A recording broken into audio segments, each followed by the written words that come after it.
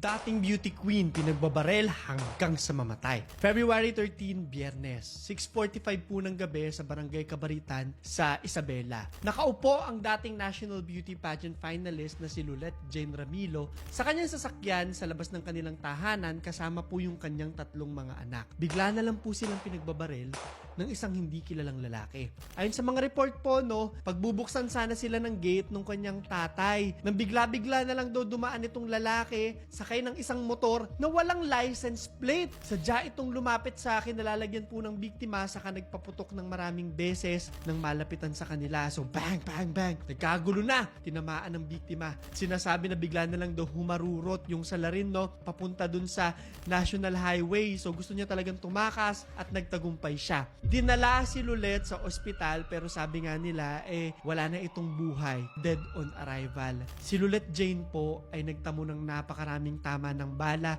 mula sa kanyang torso papaakyat sa kanyang muka. Matindi po talaga yung naging kondisyon niya. Sa awa po ng butiing Panginoon, hindi po nagtama ng kahit anong tama yung mga batang kasama ni Lulet Jane sa sasakyan.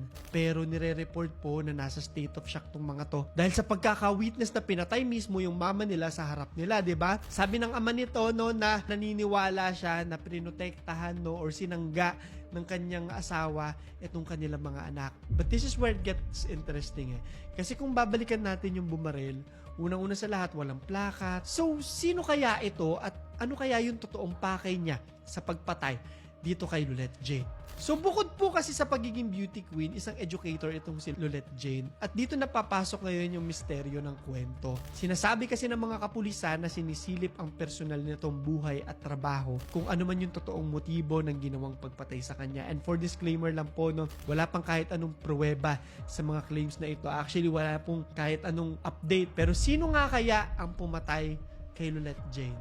Ano sa tingin nyo? I-comment nyo sa ilalim. Ang buong kwento sa Claro the Third Channel.